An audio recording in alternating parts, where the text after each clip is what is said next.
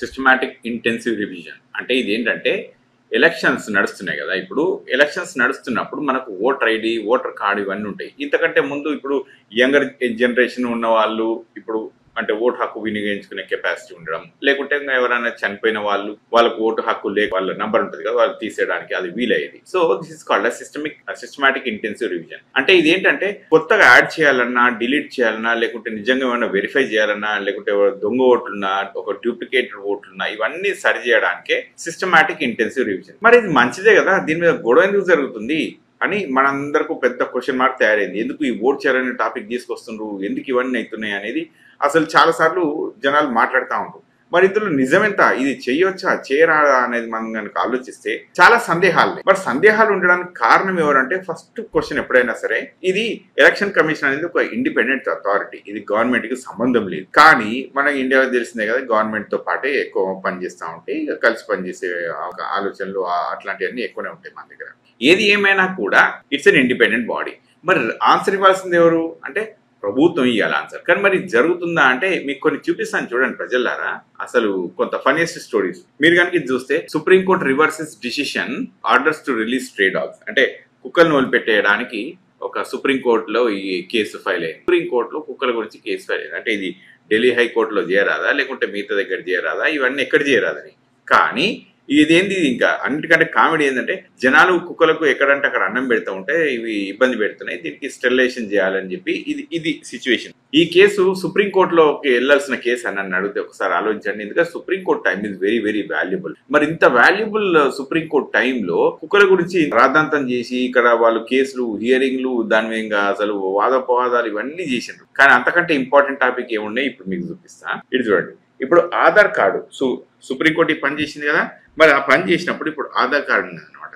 ఎలా ఇప్పుడు systematic intensive revision లో SIR అని అంటారు. ఇప్పుడు SIR దీన్ని బీహార్ లో మొదలు పెట్టారు. ఇప్పుడు మొన్నటిసారి బీహార్ లో మొదలు పెట్టినప్పుడు మన ఆధార్ కార్డు ఉంటుంది కదా, ఆధార్ కార్డ్ ని యాక్సెప్ట్ చేయాలని చెప్పి సుప్రీంకోర్టు ఆర్డర్స్ పాస్ చేసిన తర్వాత కూడా బీహార్ లో ఉన్న ఎలక్షన్ కమిషన్ వాళ్ళు యాక్సెప్ట్ చేయలేదు, దీన్ని ముందుకు తీసుకెళ్లేదు. ఐడి కార్డులు ఇచ్చారు, ఒకటి బర్త్ సర్టిఫికెట్ ఒకటి, పాస్పోర్ట్ ఒకటి, ఇంకా క్యాస్ట్ సర్టిఫికెట్ ఒకటి, ఏదో ఇట్లా చాలా రకాలుగా సర్టిఫికెట్స్ ఉన్నాయి అనమాట. ఈ సర్టిఫికెట్స్ అన్నింటిని యాక్సెప్ట్ చేశారు. కానీ ఆధార్ కార్డును 99% ఆఫ్ పీపుల్ కు ఇలా భారతదేశంలో కనుక చూసుకుంటే మొరార్లెస్ కొద్దిగా అటు ఇటుగా ఆల్మోస్ట్ అందరికి ఆధార్ కార్డు ఉంది. అందరికి యాక్సెస్ ఉన్న ఆధార్ కార్డుని యాక్సెప్ట్ చేయకుండా ఏదో 10th క్లాస్ అని, ఏదో క్యాస్ట్ సర్టిఫికేట్ అని, లేకుంటే ఇంకా గవర్నమెంట్ ఎవరైనా లోన్స్ ఇచ్చినవి ఉంటాయి కదా ఆ పేపర్లు అని చెప్పి, ఇట్లా అంటే ల్యాండ్ లీవ్ ఇచ్చినాయి కదా, ఇట్లాంటివన్నీ ప్రూఫ్లు తీసుకొని రాని అని చెప్పి ఎలక్షన్ కమిషన్ చెప్పింది. మరి ఇది ఎంత వరకు సమంజసం? So this is one of the most controversial topic అనమాట. ఎందుకు కాంట్రవర్షియల్ టాపిక్ అంటా ఉన్నానంటే ఎలక్షన్ కమిషన్ ను వేలెత్తి చూపించే క్వశ్చన్స్ ఇవన్నీ. ఆధార్ కార్డ్ అనేది మన బ్యాంకుకు పో అదే కావాలి, డ్రైవర్స్ లైసెన్స్ పో అదే కావాలి, ఇంకెక్కడ రేషన్ షాప్ పో అదే కావాలి, ఎక్కడ తీసుకున్న ఫోన్ నెంబర్ తీసుకోవాలనుకున్నా ఆధార్ కార్డు కావాలి. ఇవన్నిటికీ ఆధార్ కార్డు ఉంటుంది. ఎలక్షన్ కమిషన్ మాత్రం ఆధార్ కార్డుని యాక్సెప్ట్ చేయదు. అయితే ఈ కేసు పడ్డ తర్వాత సుప్రీంకోర్టు యాక్సెప్ట్ చెయ్యండి అని చెప్పిన తర్వాత కూడా బీహార్ ఎలక్షన్స్ కి మాత్రం అది యూజ్ కాలేదు.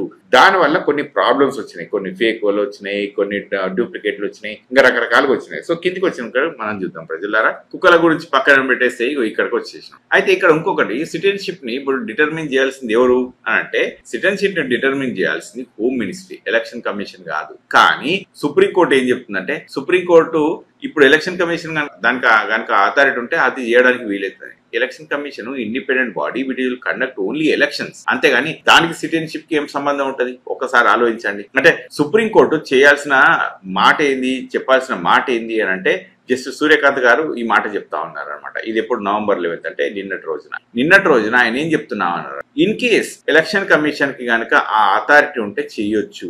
ఆ అథారిటీ అనేది గవర్నమెంట్ ఆఫ్ ఇండియాకు ఉంటుంది, ఒక ఇండిపెండెంట్ బాడీకి ఉండదు. ఎందుకంటే ఆ ఇండిపెండెంట్ బాడీ ఏమైనా డిసిషన్ తీసుకుంటే ఎట్లా, మరి అది ఎవరి రెస్పాన్సిబిలిటీ? అది అట్లా కాదు కదా. కనుక ఇది ఇంకొక సందేహం. అంటే అసలు ఈ సందేహాలన్నింటినీ ప్రాపర్ గా అయితే లేవు, ప్రాపర్ గా క్లియరెన్స్ వస్తలేదు. నెక్స్ట్ మనం కొంచెం కిందికెళ్ళి చూద్దాం. ఇంకా ఇప్పుడు ఇంకొకటి చూసుకోండి, ఇక్కడ ఎలక్షన్ 2024 లోక్సభ ఎలక్షన్స్ ఉన్నాయి కదా, ఇక ఇప్పుడు అవి డిస్ట్రిక్ట్ ఎలక్షన్ ఆఫీసులలో ఇవి ఉండవు, తీసేస్తారు అని చెప్పారు. ఇది ఎంతవరకు సమంజసం మరి ఒకసారి ఆలోచించాలి. ఎందుకు ఇంత వెంటనే తీసేయాలి? ఓ 4 ఏళ్ళు ఉంచండి, ఓ 5 ఏళ్ళు ఉంచండి, తప్పేంది? అంటే ఇప్పుడు భారతదేశంలో జాగలేదా, లేకుంటే వీటికి స్పేస్ లేదా? ఎన్ని ఎలక్షన్లు కండక్ట్ అయితే ఇవి ఉంచుకోవడానికి? సో అంటే ఇది ఎలక్షన్ కమిషన్ ఇవన్నీ చెప్తా ఉందన్నమాట, ఇట్లా మేము డిస్ట్రాయ్ చేసేస్తున్నాం అని చెప్పేసి. మరి ఇది ఎంతవరకు సమంజసం అనేది ప్రజలు కూడా కొంత గుర్తుంచుకోవాలి. సరే, ఇవన్నీ అయిపోయినాయి. మనం ఇంకొంచెం కిందికి వెళ్ళి చూద్దాము.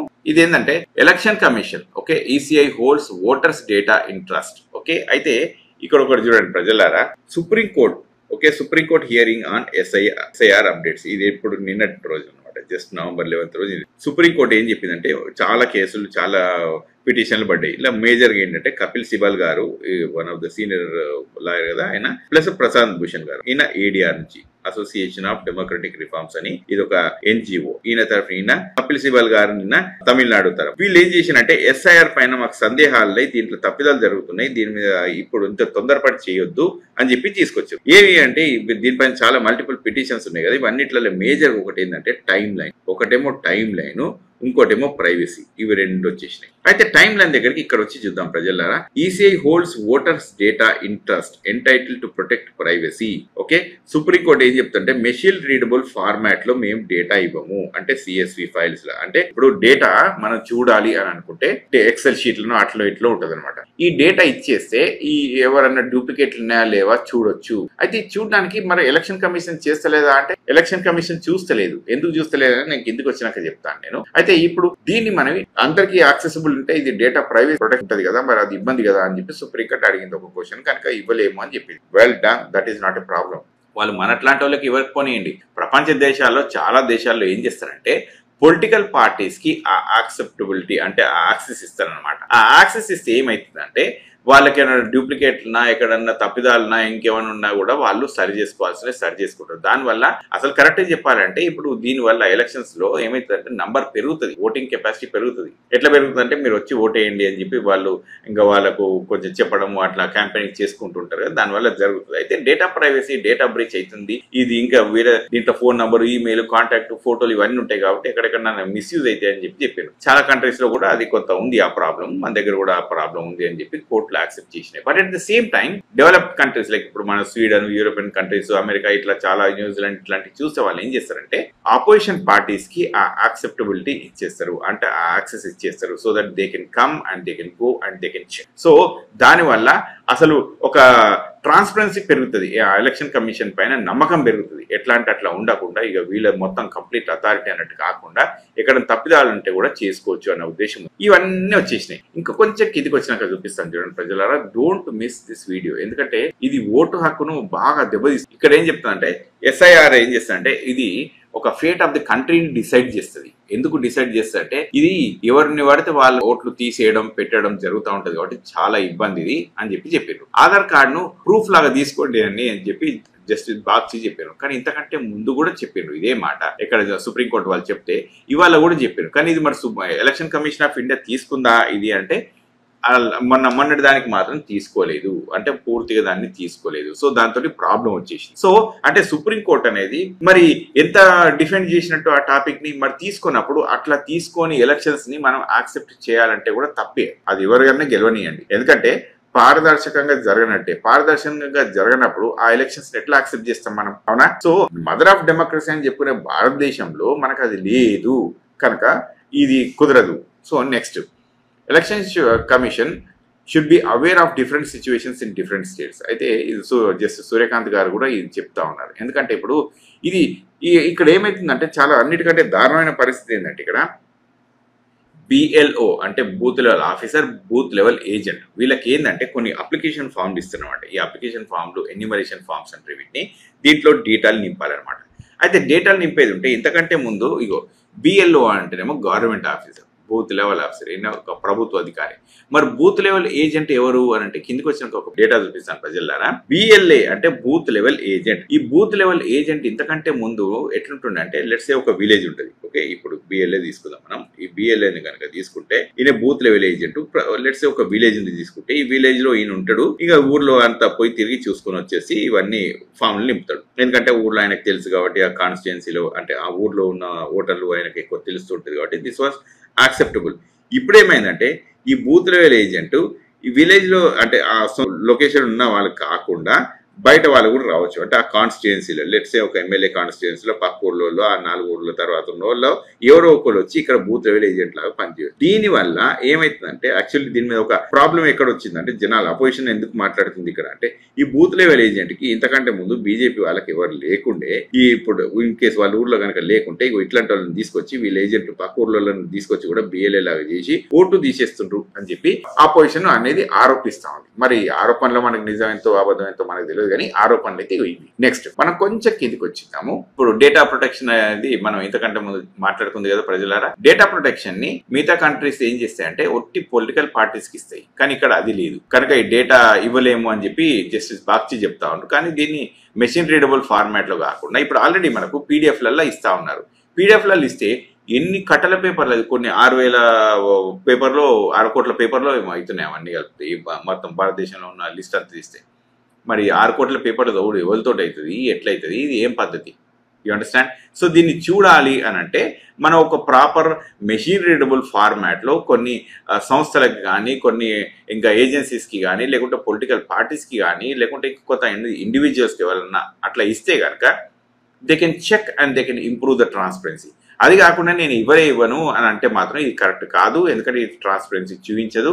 ఎలక్షన్ కమిషన్ పైన నమ్మకం అనేది తగ్గుతూ ఉంటుంది. I don't recommend personally as well. నేను దాన్ని యాక్సెప్ట్, నాకు కూడా పర్సనల్గా నేను దాన్ని యాక్సెప్ట్ చేయను. రైట్? నెక్స్ట్ ఇంకా కొంచెం కిందికి వచ్చేద్దాం ప్రజలారా.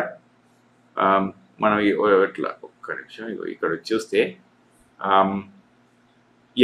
సో ఇక్కడ ప్రశాంత్ భూషణ్ గారు ఏం చెప్తా ఉన్నారంటే ఎలక్షన్ కమిషన్కి సిటిజన్షిప్ అనేది మనము ఆ రైట్స్ ఇవ్వద్దు అని చెప్తే ఇక వాళ్ళు ఏం చెప్తా ఉన్నారంటే in case they have that capacity they can do it అని చెప్పి చెప్తా ఉన్నారు. అయితే ఇంకొకటి ఏంటంటే ఇక్కడ ప్రజలారా ఎలక్షన్ కమిషను ఇప్పుడు ఓట్స్ ఉంటాయి మనకు. ఈ ఓట్లన్నీ కనుక తీసుకుంటే ఈ ఊర్లో డబుల్ ఓట్లు ఉన్నాయా, okay let's say double, okay ఒక మనిషికి 2 ఓట్లు ఉండడం, లేకుంటే ఇంకొకటి రిపీట్ అవ్వడం, లేకుంటే ఇంకేమైనా మిస్టేక్ అవ్వడం, ఇట్లాంటివన్నీ తీసేయాలి అంటే ఎరోనెట్ అని పెడతారు. ఓకే, ఎరోనెట్ అంటే ఏంటంటే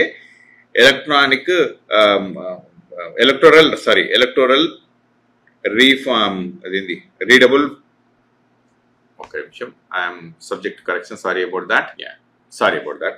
సో ఇక్కడ నేను మీకు ఏం చెప్పాలనుకుంటున్నా అంటే ఎరోనెట్ అంటే ఏంటంటే electoral roll observation network. So ఇదనమాట. అయితే ఇది డూప్లికేట్స్ ఉంటే తీసేస్తుంది. ఇది డూప్లికేట్స్ ఎక్కడన్నా ఉన్నట్టయితే డూప్లికేట్స్ని దీని నుంచి మనం ఈజీగా తీసేయవచ్చు, ఎందుకంటే ఈ సాఫ్ట్వేర్ చాలా అట్లా బాగా పనిచేస్తుంది, చాలా విషయాలకు పనిచేస్తుంది. మరి బీహార్ ఎలక్షన్స్కి ఇది యూజ్ చేసిండ్రా అంటే యూజ్ చేయలేదు. దానికి ఎందుకు యూజ్ చేయలేదంటే ఇక ఇంకేదో రీజన్స్ చెప్తా ఉంటారు ఎలక్షన్ కమిషన్, దీనికి ఇది అది అన్నట్టు చెప్తా ఉంటుంది. కానీ దాన్ని యూజ్ చేయకుండా ఏమైందంటే ఎన్నో ఆల్మోస్ట్ 70,000 వరకు ఒక అంటే డూప్లికేట్స్ వచ్చేసినాయి అని చెప్పి ఇప్పటిదాకా సమాచారం ఉంది. ఇంకా అందులో కరెక్ట్ నెంబర్ ఏముందో మనకైతే తెలియదు ఇంక ఇప్పటిదాకా. So next one. సో ఇప్పుడు ఏమైందంటే సుప్రీంకోర్టు మరి క్వశ్చన్స్ అన్ని ఉన్న వాటిని 26th ఆఫ్ ఈ నవంబర్ ఉంది కదా, ఈ నవంబర్ 26కి దాన్ని పోస్ట్ పోన్ చేసింది. అంతవరకు ఇంకోటి ఏం చేసిందంటే ఈ కేసులు ఏమవుతున్నాయంటే స్టేట్ గవర్నమెంట్లలో కూడా ఇప్పుడు 12 స్టేట్స్లో జరుగుతూ ఉంది SIR 2.0. ఈ 12 స్టేట్లలో కూడా ఎక్కడ కూడా ఈ హైకోర్టులో ఈ కేసు తీసుకోవద్దు అని చెప్పినారన్నమాట. అయితే ఈ పిటిషన్స్ ఎన్ని ఉన్నాయంటే ఒక 6 ఏదో పిటిషన్స్ చేసిండ్రు, ఇవి ఛాలెంజ్లు చేస్తూ ఉండే వీటికి. అయితే దీంట్లో ఏంటంటే మోస్ట్ ఇంపార్టెంట్ థింగ్ ఏంటంటే మరి ఎందుకు SIR మంచిదే కదా, ఇంతెందుకు ప్రాబ్లం క్రియేట్ చేస్తూ ఉన్నారు అంటే ప్రజలారా ఇంతకంటే ముందు SIR చేసినప్పుడు ఇప్పటిదాకా 10 సార్లు అయింది, 11 సార్లు అయింది. ఎప్పుడు కూడా ఒక 2-3 ఇయర్స్ దాకా కూడా పట్టింది అది. కానీ ఇప్పుడు ఏమవుతుందంటే ఎలక్షన్స్ ఉండే స్టేట్ దగ్గర ఫాస్ట్గా జామ్ ప్యాక్ చేసేసాడు, దానికి జరుపుడు. ఇప్పుడు బీహార్లో అదే జరిగింది, ఇప్పుడు బెంగాల్లో అదే జరగబోతుంది, ఇంకా తమిళనాడులో అదే జరగబోతుంది. ఈ స్టేట్స్లలో ఇదే జరగబోతుంది అనమాట. జస్ట్ బిఫోర్ ఎలక్షన్స్ ఒక కొత్త డ్రామా తీసుకొచ్చుడు, చేసేసాడు. దీంతో ఏమైందంటే ఎలక్షన్ కమిషన్ పైన నమ్మకం అనేది సన్నగిలుతా ఉంది. ఇది ఎంతవరకు కరెక్ట్ మరి ఎలక్షన్ కమిషన్ తేల్చుకోవాలి. ఇట్లాంటివి చేయడం వల్ల డెమోక్రసీని వీళ్ళు ముంచుతుండ్రా మరి మంచిగా ఉంచుతుండ్రా అనేది they have to decide, right? తర్వాత కొంచెం కిందికి వచ్చేద్దాం ప్రజలారా. ఒక్కొక్క నిర్ణయాలనే చేయాల్సిన అవసరం లేదని చెప్పి కపిల్ సిబల్ గారు చెప్తా ఉన్నారు. తర్వాత వీళ్ళకు బిఎల్ఓ అదే బూత్ లెవెల్ ఏజెంట్స్కి చాలా ఎక్కువ పవర్స్ వచ్చేసినాయి, ఇది అంత కరెక్ట్ కాదు అని చెప్పి చెప్తా ఉన్నారు. తర్వాత కపిల్ సిబల్ గారు దాంతోపాటు ఇంకా మమతా బెనర్జీ గారు కూడా అదే చెప్తా ఉన్నారు. ఇది ఎందుకు ఇంత ఫాస్ట్గా తొందరపడి చేస్తూ ఉన్నారు, ఇది డిమానిటైజేషన్ చేసినట్టు అయిపోతుంది, ఇది ఓటు బందీ ఇప్పుడు జరిగితే ఇంతకంటే ముందు నోటు బందీ చేసినారు అని చెప్పి చెప్తా ఉన్నారు. ఈ నెల 2 నెలలు చేయాల్సిన అవసరం లేదు. ఏదో సంవత్సరం 2 సంవత్సరాలు చేస్తే కూడా నష్టం లేదు. కనుక అట్నే అదే పద్ధతులలో చేయాలి. అట్లాగే ఇప్పుడు ఎలక్షన్లు అస్సాంలో ఉన్నాయి, మరి అస్సాంలో ఎందుకు చేయట్లేదు అని చెప్పి ఇంకో క్వశ్చన్ పోస్ట్ చేసిండ్రు ఆవిడ గారు. తర్వాత ఇది ఎస్ఐఆర్ దేశం మొత్తం జరుగుతూ ఉంది కదా, దీని మీద ఇప్పుడు ఈ క్వశ్చన్స్ వచ్చేసినాయి అనమాట. తర్వాత ఇంకొన్ని కనుక చూసుకుంటే ప్రజలారా, ఇప్పుడు ఈ బూత్ లెవెల్ ఆఫీసర్లు ఆల్రెడీ నేను చెప్పేసినాను. తర్వాత ఇంతకంటే ముందు ఒక అన్నిటికంటే పెద్ద జోక్ చూపిస్తాను చూడండి. 2003లో ఎప్పుడైతే ఎస్ఐఆర్ చేసిండో ఇంతకంటే ముందు, దీని తర్వాత ఒక 3-4 సార్లు ఎంపీ ఎలక్షన్స్ వచ్చేసినాయి, ఎమ్మెల్యే ఎలక్షన్స్ వచ్చేసినాయి, ఇంకా రకరకాల సర్పంచ్లు ఎన్నో వచ్చేసినాయి. ఇవన్నీ వచ్చేసిన తర్వాత కూడా ఈ అన్ని చోట్లల్లో ఎలక్షన్లలో ఓటు వేసిన వ్యక్తికి మళ్ళీ పేపర్లు సబ్మిట్ చేయి అని చెప్తే ఈ పేపర్లన్నీ ఉండేటోళ్ళు ఉంటారు, ఉండని వాళ్ళు ఉంటారు, ఎన్నో రకాలుగా ఉంటా ఉంటుంది. సో వీళ్ళందరినీ మళ్ళీ తీసుకురాని చెప్పి ఇప్పుడు బూత్ లెవెల్ ఏజెంట్లు ఉంటారు కదా, వాళ్లకు ఈ పని అప్పచెప్తా ఉంటారు. ఇక ఈ బూత్ లెవెల్ ఏజెంట్లు కొంతమంది ఏంటంటే కాంట్రవర్షియల్గా బిహేవ్ చేసి, కొంతమందికి ఓట్లు లేకుండా చేసి ఇవన్నీ చేస్తూ ఉన్నారు. అరే 20 ఏళ్ళకే ఓటు వేస్తున్న వ్యక్తి, 22 ఏళ్ళ నుంచి ఓటు వేస్తున్న వ్యక్తికి ఇవాళ కొత్తగా పేపర్లు ఏమని అనడు, ఇది ఎంతవరకు సమంజసం, ఇది కరెక్ట్ కాదు అని చెప్పి ఇక వీళ్ళు బూత్ లెవెల్ ఏజెంట్కి ఇంత పవర్ ఇవ్వడం కరెక్ట్ కాదు అని చెప్పి ఇప్పుడు కోర్టులో ఈ కేసులు నడుస్తూ ఉన్నాయి. సో ఇవన్నీ ఈ పద్ధతులలో ఉన్నాయి. తర్వాత ఇంకొంచెం కిందకి వచ్చి చూద్దాం ప్రజలరా. ఎస్ఐఆర్ ఇవన్నీ నడుస్తూ ఉన్నాయి. తర్వాత ఒక ఆనంద్ తివారీ గారు అని చెప్పి ఒక సీనియర్ అడ్వకేట్, ఆయన ఏం చెప్తా ఉన్నాడంటే, ఈ కన్ఫ్యూజన్ ఈ ఎలక్షన్లలో ఓట్లు తీసేయడం అనేది ఇప్పటిదాకా బీహార్లో జరిగింది, మరి మిగతా చోట్లలో జరగదనే గ్యారంటీ ఏముంది, ఇంత ఫాస్ట్గా చేస్తే ఇది కరెక్ట్ కాదు కదా అని చెప్పి ఇంకా మిగతా తమిళనాడుకు చెందిన కొంతమంది సీనియర్ అడ్వకేట్లు ఈ టాపిక్ పైన చేసే వాళ్ళు చెప్తా ఉన్నారు.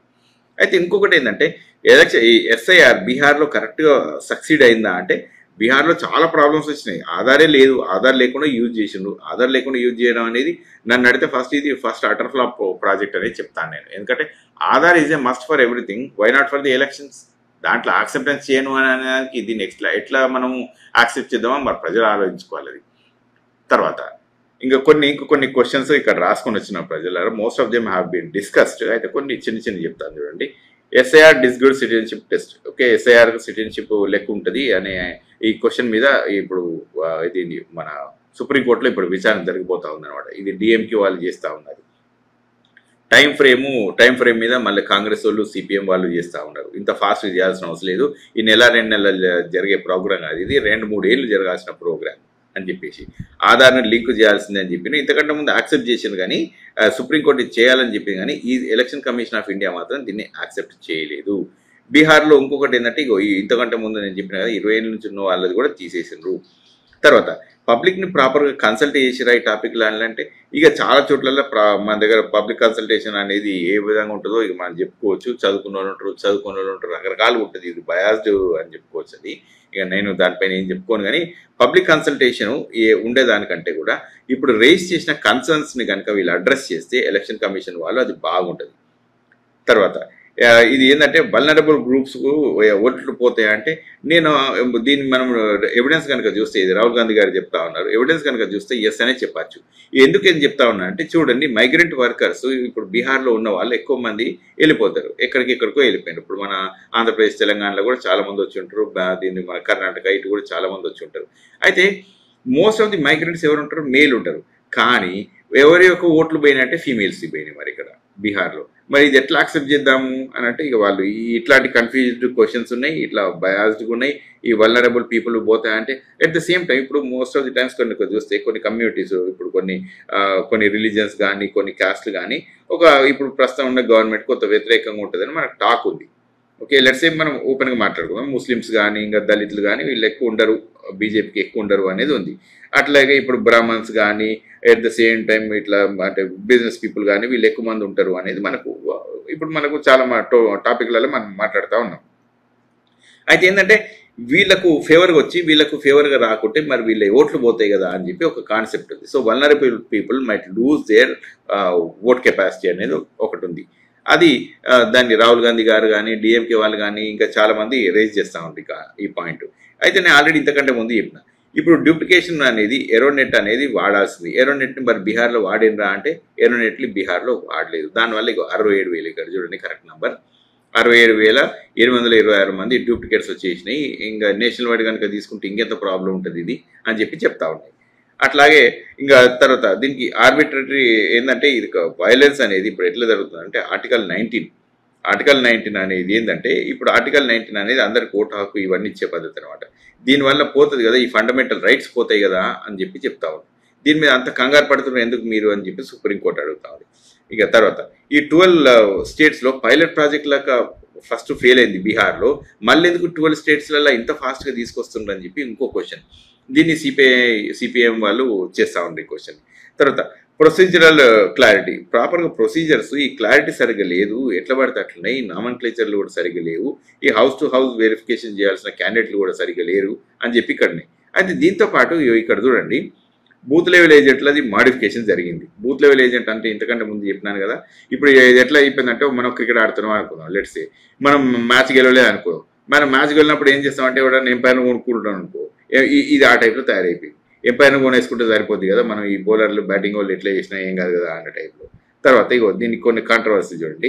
ఈయన పేరు అజిత్ కుమార్ జా.